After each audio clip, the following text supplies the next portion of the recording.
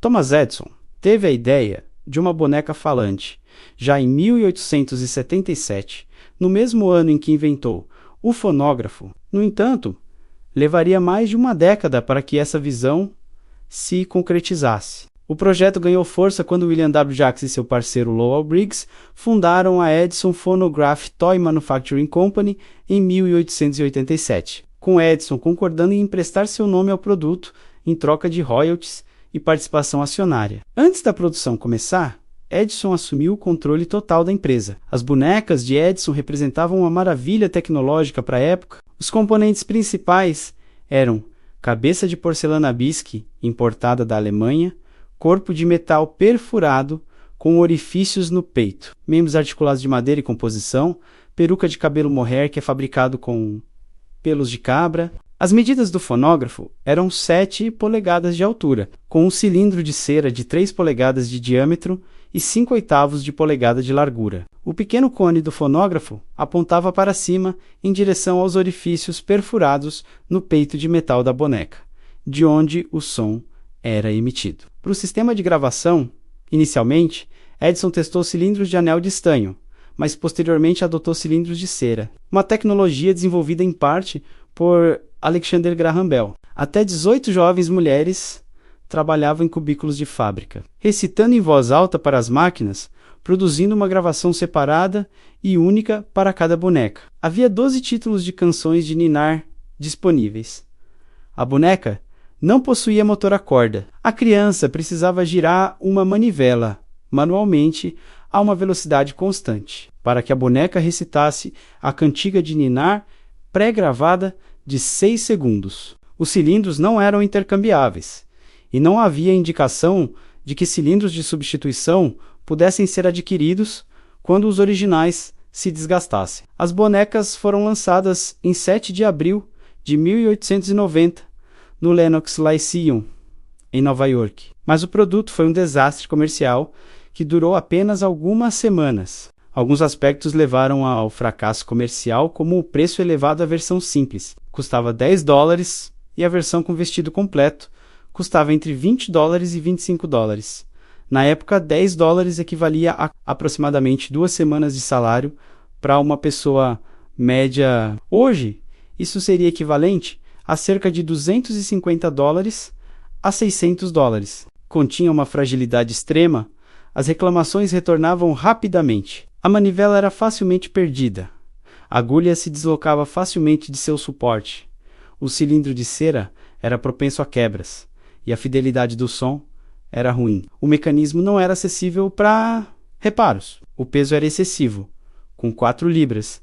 A boneca era pesada demais para uma criança manusear confortavelmente. As vozes aterrorizantes, muitas crianças e alguns adultos consideraram as bonecas e as gravações assustadoras. O som reproduzido pelos cilindros de cera tinha qualidade precária, com vozes esganiçadas e distorcidas. Alguns que ouviram as bonecas comentaram que seriam mais divertidas se pudéssemos entender o que dizem. Edison referiu-se às bonecas como seus pequenos monstros. Mais tarde ele admitiu que as vozes dos pequenos monstros eram extremamente desagradáveis de ouvir. A produção cessou no início de maio de 1890 e as bonecas foram retiradas do mercado. Embora Edison tenha produzido cerca de 10.000 bonecas, apenas 500 foram vendidas, e a maioria foi devolvida por clientes insatisfeitos. As bonecas devolvidas, juntamente com os grandes estoques não vendidos na fábrica de Edison, foram vendidas a preços baixos com os fonógrafos removidos. Apesar do fracasso comercial, as bonecas de Edison são hoje itens raríssimos e valiosos para colecionadores. A boneca marcou a primeira tentativa de reproduzir som para fins comerciais e de entretenimento, e é também a primeira instância conhecida de indivíduos empregados como artistas de gravação. Todas as bonecas de Edison são muito escassas hoje, mas aquelas com seu fonógrafo original intacto são extremamente raras, com apenas alguns poucos sobreviventes conhecidos. A maioria das bonecas hoje não possui mecanismo fonográfico ou está equipada com uma réplica para o valor de mercado. As bonecas sem mecanismo geralmente custam entre $3.000 a $5.000.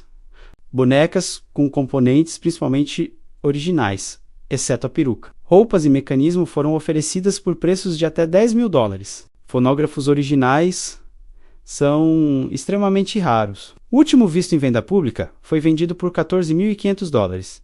Exemplares em condição excepcional, com mecanismo original, podem alcançar dezenas de milhares de dólares. E hoje, as bonecas de Edison podem ser encontradas em museus importantes, como o Henry Ford Museum e o Smithsonian National Museum of American History, casas de leilão prestigiadas como Skinner Auctioneers, Sotheby's e Christie's, coleções particulares especializadas. Embora a boneca tenha falhado como brinquedo infantil, ela representa um marco importante na história da tecnologia. O pequeno fonógrafo incorporado possuía todos os recursos essenciais do fonógrafo, Edison posterior e mais familiar, incluindo o primeiro mecanismo automático de reprodução de disco. O que falhou como brinquedo infantil se tornou o santo graal dos colecionáveis, para aqueles interessados em bonecas. Robótica, engenharia, história de Edison, Bell, história do fonógrafo. Em 2015,